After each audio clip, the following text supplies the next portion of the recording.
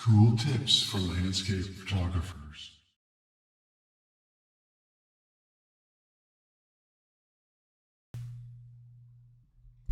Hello and welcome back. So one of the questions we can ask ourselves is, when does Lightroom and Adobe Camera Raw fail? One particular time where we're going to see failure with the Adobe products is when we're bracketing moving water, and especially if we have any light spots in the moving water. Let's take a look at that. So to see what I'm talking about, let's take this bracketed series right here into Camera Raw. This will be the same as the develop module of Lightroom, and just run it real quickly into the HDR program. And we'll have it merge and save. So our problems are going to exist right back in here. Let's toggle off the highlight warnings, the shadow warnings, so they don't distract us. See this outline? This is really a goofy looking artifact. It does not work well with moving water. Oh, here's one right here, right along in here. This is goofy looking. All right, the darker water looks okay. And not seeing any problems down. Oop, this is a little strange. Just transition here. We're just seeing that Camera Raw and the develop module of Lightroom, and this is feeding it 7 images, one stop apart. It doesn't know what to do with this. It causes problems. Not in every place, but in many areas of the image.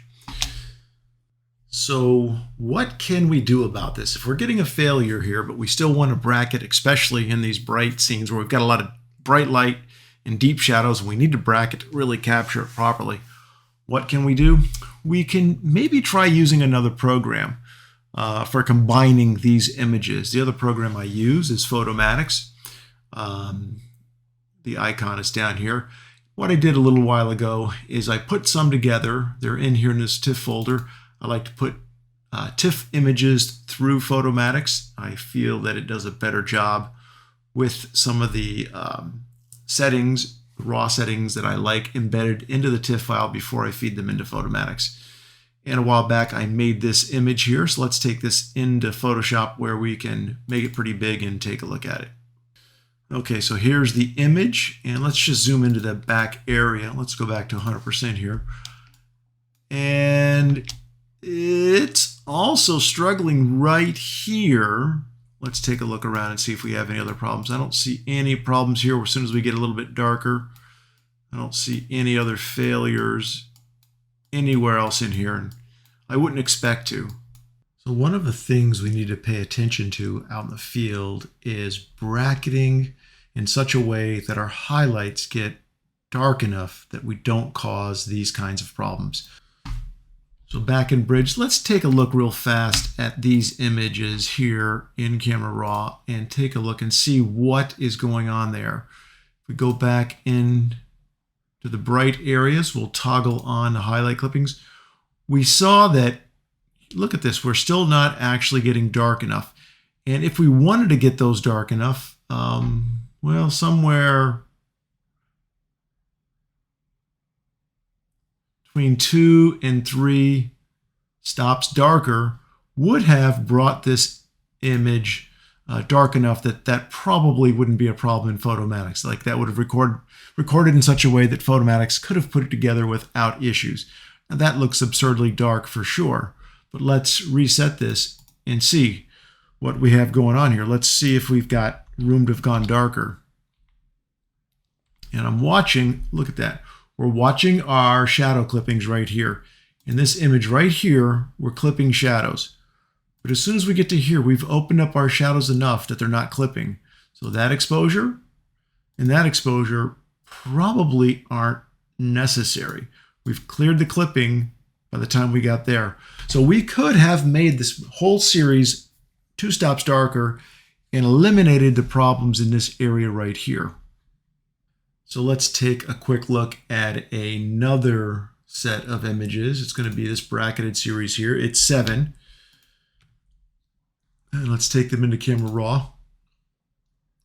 So we're looking at the darkest image right now, and we don't see any clippings on the highlights anywhere in the image. And if we zoom out, actually, we have some shadows clipping here, but we're just going to move through the scene here. And by the time we get to this image right here, we have cleared the clippings. So one more, well, it's a lot brighter than we actually need, but we're able to get the range right here that we really need to work with. So let's see what it looks like when we put these together. I'm going to actually go cancel because I've done that already. Here is the bracketed series put through Camera Raw with a few adjustments to it. And then here is the bracketed series put through Photomatix with a few adjustments to it afterwards. Let's take these into Photoshop as layers where we can really compare them really easily.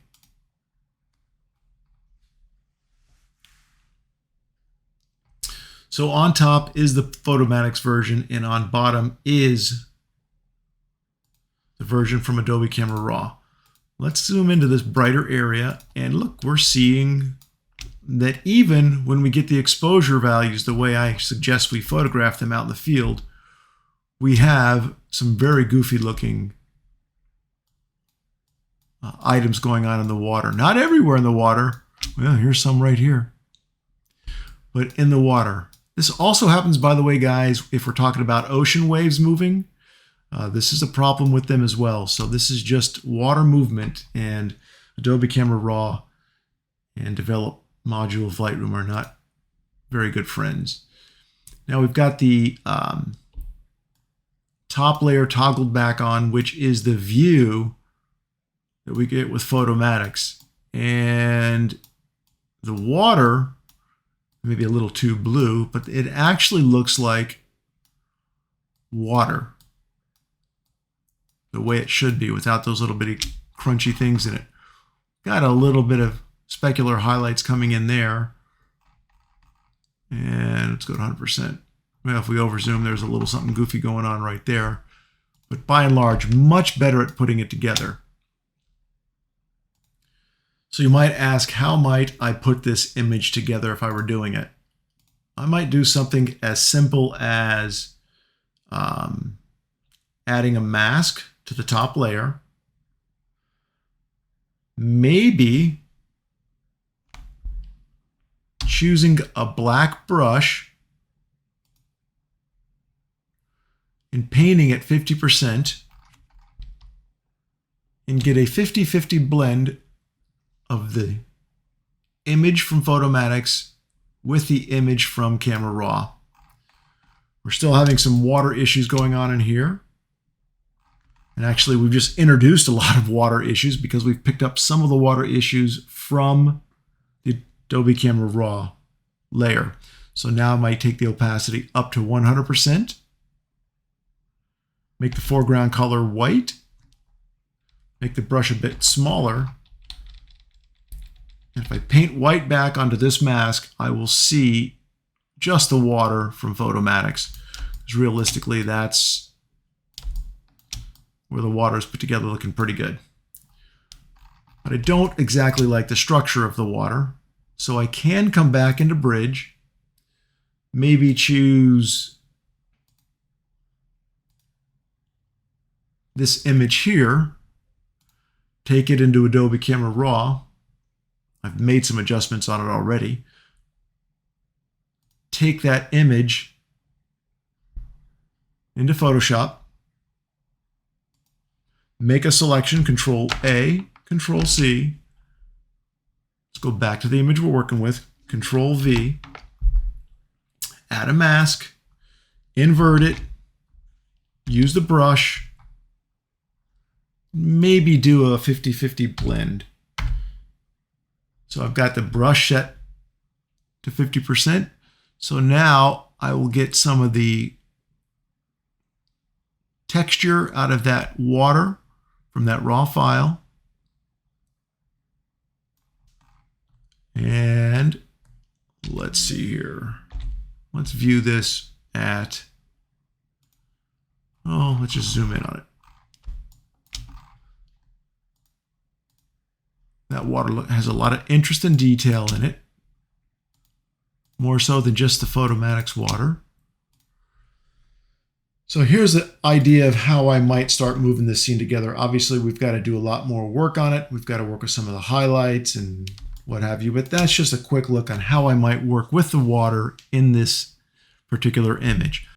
So as a conclusion to what we were trying to talk about, yes, Adobe Camera Raw, the developed module of Lightroom, will fail almost with regularity when you're trying to put HDR images together that have moving water, either a stream with moving water or ocean with waves that are moving. And that is why I still hang on to Photomatix. Photomatix often does a really good job with moving water, and the results are much easier for us to work with in post-processing. Ooh, that was interesting.